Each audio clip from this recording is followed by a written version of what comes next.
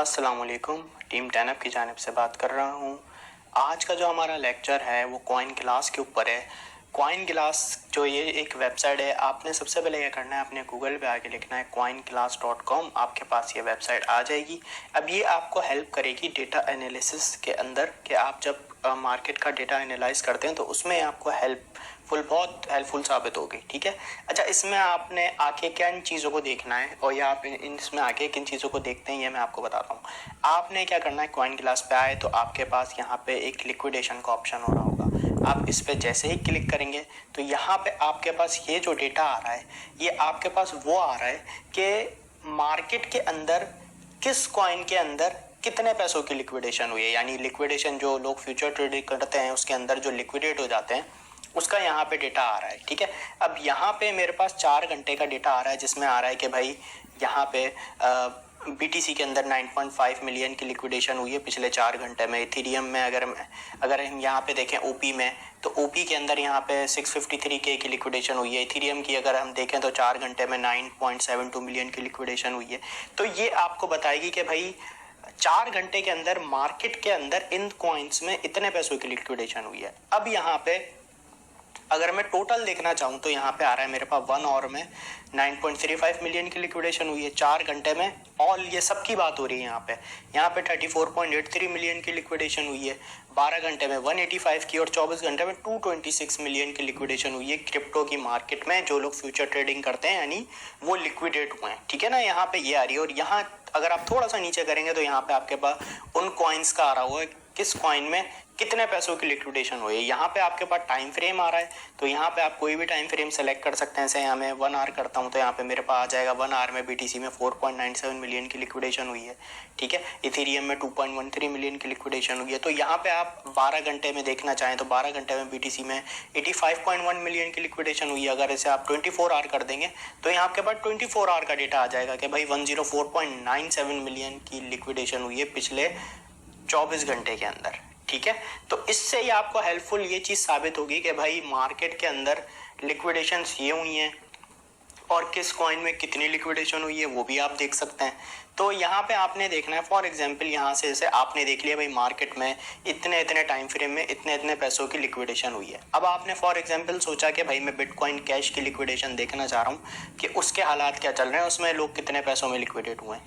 तो यहाँ पे आपके पास सर्च का ऑप्शन आ रहा होगा, आप यहाँ पे लिखते हैं बिटकॉइन कैश BCH लिखते हैं और यहाँ पे आप जैसे ही सर्च करेंगे तो आपके पास यहाँ पे आ जाएगा कि भाई 1 आवर के अंदर 32.8K की लिक्विडेशन हुई है। और यहाँ पर हम देखें तो 4 आवर में 49.7K की, 12 आवर में 227 और 24 आवर में 292.25K की लिक्विडेशन हुई है। तो इससे आपको एक अंदाज़ा हो जाता है कि आप जिस कॉइन में ट्रेड करने चाह रहे हैं उसमें कितने टाइम फ्रेम में कितने पैसों की लिक्विडेशन हुई। तो आपको एक तरीके से डेटा को आप एनालिसिस कर रहे हैं कि भाई क्या चल रहा है आपके कॉइन में, मार्केट में क्या चल रहा है, किस कॉइन में कितने लोग लिक्विडेट हुए हैं। इस तरह से आप इसके अंदर चीज़ों को देखते हैं।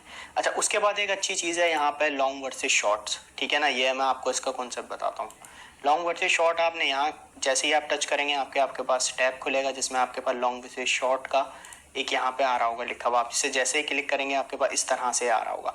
अच्छा, ये किस तरीके से हेल्पफुल साबित होता है, ये यहाँ पे सारी एक्सचेंजेस हैं। ठीक है, टॉप 11 यहाँ पे जैसे एक्सचेंजेस आ रही हैं उसमें ये आ रहा है कि भाई कहाँ पे कितने लोगों ने लॉन्ग और शॉर्ट ओपन की हुई है।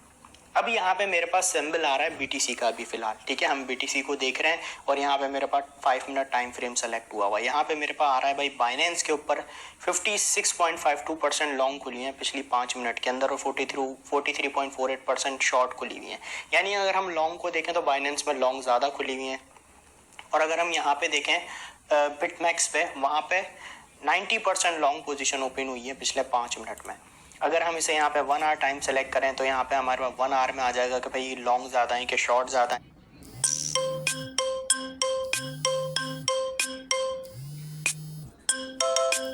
तरीके से आप अपने डेटा को एनालिसिस कर रहे हैं सारा, यहाँ जिस टाइम फ्रेम में आप करना चाहें, 12 घंटे में करना चाहें तो आपके पास यहाँ पे आ जाएगा कि भाई 12 घंटे में ये सिचुएशन रही है। अब हमने यहाँ पे फॉर एग्जांपल कर दिया 30 मिनट कि भाई 30 मिनट में बताओ क्या सीन है। यहाँ पर अगर हम देखें तो बाइनेंस में 46.72% लॉन्ग है और 53.28% शॉर्ट है। ठीक है, तो यहाँ पर अगर हम देखें तो शॉर्ट थोड़ी सी ज़्यादा ओपन हुई हुई है एज कम्पेयर टू लॉन्ग। तो यहाँ पे आपको इस तरीके से आप अपने डेटा को एनालिसिस कर सकते हैं, ठीक है ना। टाइम फ्रेम में, जिस टाइम फ्रेम में आप चाहें, आप यहाँ पे 4 आवर में कर लें तो यहाँ पे आपके पास आ जाएगा, यहाँ पे 12 आवर का डेटा आपके पास आ जाएगा। अब इसी तरीके से यहाँ पर अगर आप बिटकॉइन है तो यहाँ पे आप जैसे इथेरियम को सेलेक्ट कर लें तो यहाँ पे आपके पास इथेरियम का डेटा आ जाएगा कि भाई इथेरियम में इतनी लॉन्ग्स खुली हुई हैं, इतनी शॉर्ट्स खुली हुई हैं। अब यहाँ पे आपने बिटकॉइन को देख लिया, अब आपने कहा मैं अपने अब किसी दूसरे कॉइन में आप ट्रेड करना चाह रहे हैं, जो भी आपका कॉइन है। फॉर एग्जांपल आपने कहा मैं एलटीसी में ट्रेड करना चाह रहा हूँ, तो आपने एलटीसी सेलेक्ट कर लिया। तो यहाँ पे आपके पास एलटीसी का डेटा आ गया कि भाई बाइनेंस में जो एलटीसी की पोजीशन है वो 49.55% लॉन्ग खुली हुई है, 50% शॉर्ट खुली हुई है। यहाँ पर अगर आप देखें तो आप क्रैकन पे, एक्सचेंज पे, यहाँ पे एलटीसी के ऊपर 53.94% लॉन्ग खुली हुई है और 46.06% शॉर्ट खुली हुई है। तो आप इस तरीके से अपने डेटा को इसमें एनालिसिस कर सकते हैं, ठीक है। फिर उसके बाद है थर्ड इंपॉर्टेंट चीज़, ऑर्डर बुक, ठीक है।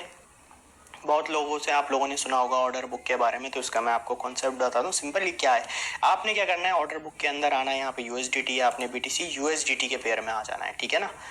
अब यहाँ पे आपके पास इस तरीके से नज़र आ रहा होगा, ठीक है ना, यहाँ पर रेड और ग्रीन। अब यहाँ पे ये रेड वाले जो हैं ये सारे जो है ना यहाँ पे सेलर्स हैं और ये ग्रीन वाले जितने ही आपके पास बायर्स हैं, ठीक है। मैं अब आपको समझाता हूँ। अब यहाँ पे आपने क्या करना है, ये जो है ये बिटकॉइन के बाइंग और सेलिंग के ऑर्डर हैं। मैंने क्योंकि यहाँ पे बिटकॉइन बीटीसी यूएसडीटी की ऑर्डर बुक खोली है तो यहाँ पे मेरे पास सारे बायर्स और सेलर्स के डेटा आ रहा है, ठीक है ना। अब यहाँ पे ये मेरे पास सारे छोटे ऑर्डर्स हैं। अब अगर मैं इसे यहाँ पे 100 पर सेलेक्ट कर दूंगा तो मेरे पास सारे ये बड़े ऑर्डर्स का डेटा आ जाएगा, ठीक है। अब यहाँ पे अगर मैं यहाँ पे इसकी सेटिंग पे देखूँ ना, यहाँ पे सेटिंग में आ रहा हूँ तो यहाँ पे आप देखें मेरे पास किन एक्सचेंजेस का डेटा आ रहा है, बायबिट का, बाइनेंस का, बिटमैक्स का, ओकेएक्स का, हुओबी का। तो इन एक्सचेंजेस से जो मेरे पास यहाँ पे डेटा शो हो रहा है कॉइन ग्लास पे, वो इन एक्सचेंजेस का हो रहा है कि भाई यहाँ पे बिटकॉइन पे इन एक्सचेंजेस के अंदर अगर हम देखें किस जगह पे कौन से ऑर्डर ज़्यादा लगे हुए हैं, ठीक है। ऑर्डर बुक इसलिए काम आती है। अब यहाँ पे अगर मैं देखूँ ऑलमोस्ट 2200, 2300, 2400 ये चेंज हो रही है यहाँ पे। पहले बताता हूँ चेंज क्यों हो रही है। अगर हम देखें तो 2200 यहाँ पर 2200 बीटीसी का ऑर्डर लगा हुआ है 25,500, यानी 2200 लोगों ने ऑर्डर अपना सेट किया हुआ है बिटकॉइन के ऊपर कि जब 25,500 बीटीसी का प्राइस आए तो 2200 जो बीटीसी हैं वो बाय हो जाएं, ठीक है। अब यहाँ पर समझने वाली एक चीज़ है, किसी एक वॉलेट का नहीं है कि भाई इतने बीटीसी इस रेंज पे ये कोई एक बंदा बाय कर रहा है। ये जो है टोटल जो आपके पास बैकअप पे एक्सचेंज पे जिस रेट पे लोगों ने बाइंग ऑर्डर लगाए हुए हैं उनका स्क्वीज होके आपको डेटा मिल रहा है कि भाई ज़्यादातर लोगों के जो बिटकॉइन है वो इस रेंज पे बाय ऑर्डर उन्होंने लगाया हुआ है। ये सब जो जितनी एक्सचेंज है ना वो सब एक्सचेंज का डेटा आपके पास यहाँ पे आ रहा है। इसी तरीके से यहाँ पर अगर हम देखें, यहाँ पे अगर हम देखें 26,000 के ऊपर किसी ने 895 बीटीसी का सेल ऑर्डर लगाया हुआ है। तो अब ये एक बंदे के भी हो सकते हैं या ये लेवल वो है कि भाई इस इन एक्सचेंजेस के ऊपर जो हम अगर स्क्वीज करके डेटा निकालें तो 26,000 के ऊपर अगर हम देखें तो 888 बीटीसी का ऑर्डर लगा हुआ है, ठीक है। तो इस तरीके से हम ऑर्डर बुक को चेक करते हैं कि इससे हमें पता चलता है कि भाई कितने बीटीसी किस रेट पे बाइंग या सेलिंग उनकी लगी हुई है। अगर बहुत ज़्यादा बीटीसी आपके बाइंग पे लगे हुए हैं, ठीक है ना, जैसे अगर हम यहाँ पे देखें तो 1350 का मेरे पास आ रहा है, 1350 बीटीसी की बाइंग ऑर्डर लगी हुई है 25,000 के ऊपर। तो इससे मुझे पता चल जाएगा कि भाई 25,000 पे इतने बीटीसी का बाइंग ऑर्डर लगा हुआ है। तो इस तरीके से आप अपने डेटा को एनालिसिस करेंगे, ठीक है। और ये जो बार बार चेंज हो रहे हैं ना, अब इसका रीज़न मैं आपको बताता हूँ कि ये वो लोग हैं जो अपने बायर्स जो होते हैं जिन्होंने यहाँ पे ये जितने भी, पहले बात ये जो ऑर्डर लगे हुए ना लिमिट में लगे हुए, लिमिट ऑर्डर से मुराद कि किसी ने बाइंग ऑर्डर लगाया हुआ है, किसी ने सेलिंग ऑर्डर एडवांस में लगाया हुआ है, ये वो हैं। अब ये जो यहाँ पे चेंज हो रहा है तो वो लोग अपने ऑर्डर कैंसिल करते हैं या तो वो न्यू रेट पे लगा देते हैं, ठीक है। इस वजह से यहाँ पे आपको थोड़ी चेंजिंग देखने को मिल रही है। तो सिंपली सिर्फ ये रीज़न है और इस तरीके से हम अपने ऑर्डर बुक को नोटिस करते हैं। तो इस तरीके से आपको अपना डेटा सारा एनालिसिस कर सकते हैं आप कॉइन ग्लास के ऊपर आके। तो आई होप आपको आज का लेक्चर क्लियर होगा कॉइन ग्लास का। सिंपली डेटा एनालिसिस के लिए आपने इसे यूज़ करना है, ठीक है जी। Thank you so much.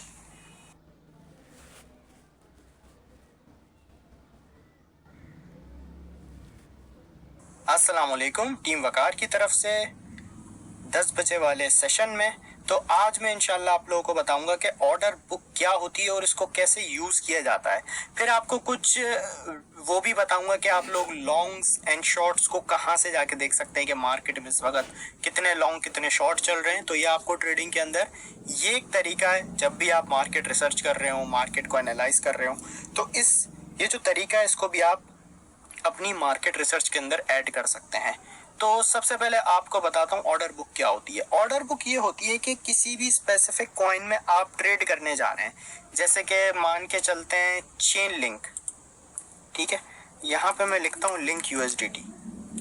अब जैसे हम यहाँ पे चेन लिंक के अंदर ट्रेड करने जा रहे हैं, अब यहाँ पे मेरे पास अगर मैं देखूँ सिंपल ट्रेडिंग व्यू के ऊपर, तो मेरे पास यहाँ पे चेन लिंक का चार्ट आ रहा है। अब जैसे मैं मान रहा हूँ कि मुझे चेन लिंक में ट्रेड करनी है और मैं थोड़ा सा जानना चाह रहा हूँ कि चेन लिंक के मोस्टली जो ऑर्डर्स हैं वो कहाँ प्लेस हुए हैं। तो ये जो ऑर्डर बुक होती है, ये हर एक्सचेंज का अपना एक ऑर्डर बुक होता है। ऑर्डर बुक बेसिकली ये होती है कि हमने एडवांस में बाइंग और सेलिंग ऑर्डर लगाए हुए होते हैं, जिसका डेटा एक्सचेंज के पास जा रहा होता है, और वो जब हम देखते हैं तो हमारे पास ये शो हो रहा होता है कि इतनी क्वांटिटी के कॉइन्स, या चेन लिंक की हम बात करें, हम इसकी एग्जांपल ले रहे हैं, तो चेन लिंक की इतनी क्वांटिटी इस स्पेसिफिक प्राइस पे बाइंग के लिए लगी हुई है या सेल के लिए लगी हुई है।